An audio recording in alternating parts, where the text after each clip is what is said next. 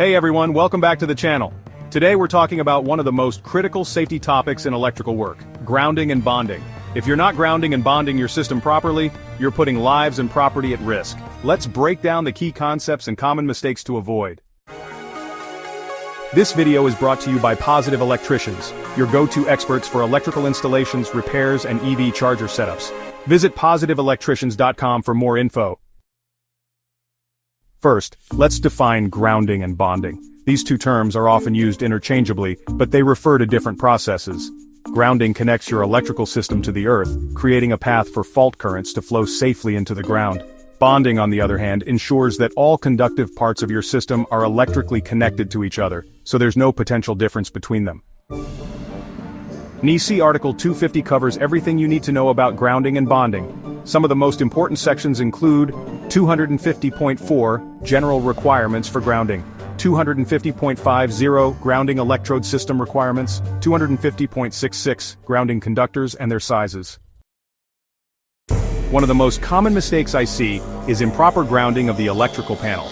According to NEC 250.24, the grounding electrode conductor must be securely connected to the grounding bus in the panel. If this connection is loose or corroded, it can lead to dangerous faults or equipment damage. Another mistake is not using the right size conductor for grounding. NEC 250.122 outlines the minimum size for the grounding conductor based on the size of the overcurrent protection device.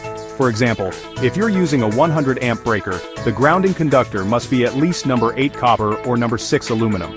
Using a conductor that's too small can result in inadequate fault current flow and a higher risk of damage or shock.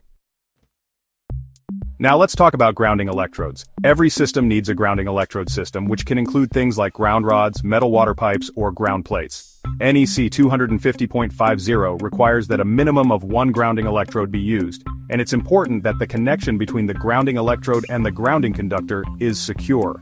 If the ground rod or electrode isn't properly installed or connected, the entire grounding system can fail. Next up, bonding. This is all about making sure every metal part of your electrical system is connected to prevent electrical shock hazards.